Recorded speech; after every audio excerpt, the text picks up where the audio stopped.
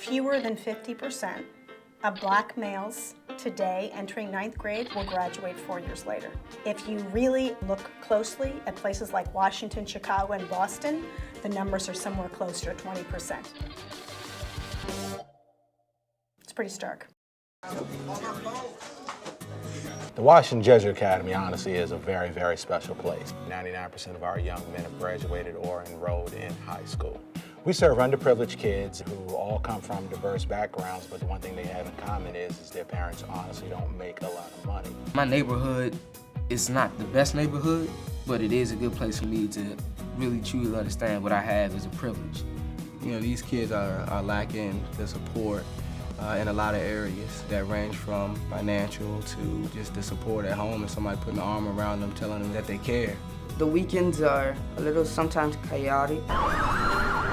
Some weekends there would be like someone being arrested or police looking for someone. When asked, how do you describe our kids? Resilient.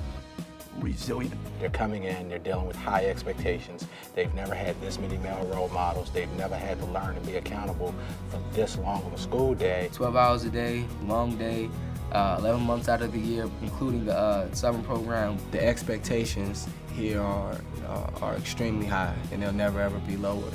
They only get higher, and greatness is expected of them. There will be a quiz on this material on Tuesday. Once you get accustomed to everything that you're doing and you get in the flow of how WJA works, it becomes much easier. Daquan, what do you got? 750. Nice job. The mission is to take them, develop their character, develop them academically, and get them ready to be able to go and compete against the best. We've had so many students become student body presidents and leaders in their class and have taken on positions of leadership. So not only are they competing, but they are surpassing their peers. I think I've been lucky to encounter the parents, and I talked to some of their parents and I said, so why us? And they'll laugh and say, it's a good question, but the best decision we ever made. It's very difficult for a 10 or 11-year-old to really buy into a 12-hour day. And also the high character education and the rigorous academic course load. And because of that, we need everything that we're teaching them here to be reinforced at home. I have 7 children and raised my only child that's in college. I'm glad that WJA was involved because they taught him structure. It let him know that you can't just want something and expect it to come to you. You got to get up and get it. WJA was giving us some homework that I'm glad what they say, are you smarter than the 5th grader? I would have never went on that program. 75 newtons, 8 meters. And when you give me the answer, make sure your answer has the proper unit.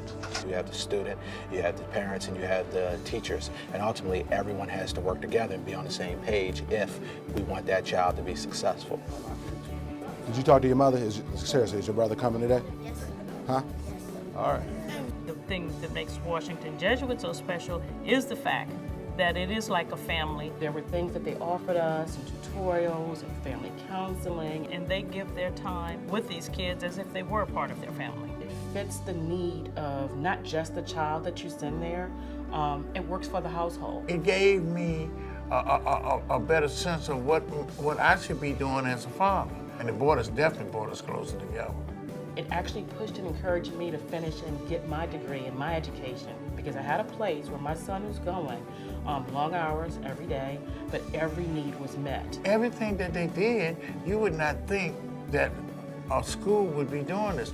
I feel safe and happy and ready for him to move on and graduate, but I don't want to leave the school. Okay, gentlemen, we have been learning about polygons and we're going to learn about tiling today. Can someone tell me what shape this is? Karan? Yes. The biggest thing are the teachers. The kids like the teachers. These teachers give 150%. When you can go to a parent-teacher conference and your teacher can tell you by his facial expression that Isaiah's not getting it, or we got an A today, that's teaching. Favorite teacher would have to be Mr. Gerald, my science teacher. He's helped me in the football field and off the football field. He's given me a lot of life support, a lot of things that's happened in my family he's talked to me about. I wanted to talk to you, pull you aside, and definitely tell you how proud I am of you. I take him as a father to me. When I think about quitting, or I think I'm tired, or I think I stop running, or don't study anymore, or just go to sleep, I think that he's right there in my room or right there in front of me taking that test. He taught me that when times get tough, you have to get right back up. You can't show weakness in anything that you do. Colfer really showed me that developmental piece firsthand that goes on here at WJ. From being a jokester who wasn't serious about school or sports to coming back as an 8th grader, being a captain of a team, being a leader, and becoming a great student. To be successful is my #1 goal. I'm not sure what I'm gonna do right now, and I don't think I should be sure, but to work hard is what I'm aiming at right now. They aren't gonna get it when you want them to, but man, when they get it, it's a beautiful thing. In a row, they can't leave. I think that a man for others is someone who is always there for you. Before you get to be a man for others, you have to be a man for yourself. They teach you how to do that. If a teacher's sick and he can't come in, you see tons of teachers replying to emails. Okay, hey, I'm free this period, I can help out. And that's what it is, being a man for others, men for others, helping other people, being a good person, doing the right thing, thinking about other people before you think about yourself. The male role model there, the enforcement, the backing was exactly what Isaiah needed. That's what's missing here in my camp. You're gonna stay out of detention today, right? Huh? Yeah. All right. I got you. I understand. Now, seriously, I want my homework. Especially the stuff from Miss Gannon's class. You've been doing some really good things. I want you to continue doing that. You know, you're a special kid. Looking at these kids, it's like looking in a mirror at times. Because I was once one of these young men, and I do feel a responsibility as an African-American male to be a role model. You are what you repeatedly do, you know, in a lot of instances you become what you repeatedly see. These guys, they see it and they hear it every single day, so it becomes a part of who they are. Before I came here, I thought a man was somebody with a job and who provided for their family. I know that a man is much more than that. A man is somebody who will truly do something for anybody who needs help. This is something that we need to invest in. I believe in looking at organizations to see those that are really making a difference, as opposed to those who may be doing good things but not really having an impact. And I think the Washington Jesuit has an impact on so many families. The sponsor sponsored 2 people that time, Ray and myself, you know what I'm saying? And we cheated on that one, I admit.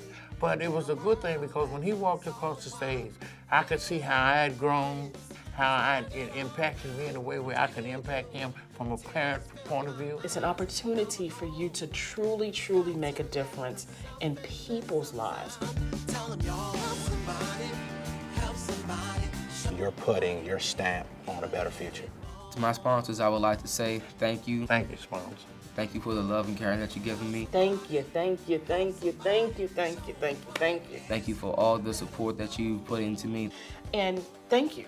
Thank you again. Thank you for all the time and effort that you've given to me. Eternally grateful, eternally grateful. And I really do appreciate everything that you do. Your commitment to do what you felt in your heart to do has changed an entire community. If today was my last day at the academy, I would simply applaud the staff. I would simply applaud our head of school. That we're getting closer and closer to what was a vision 10 years ago, to a reality of a school that is going to be here for many years to come.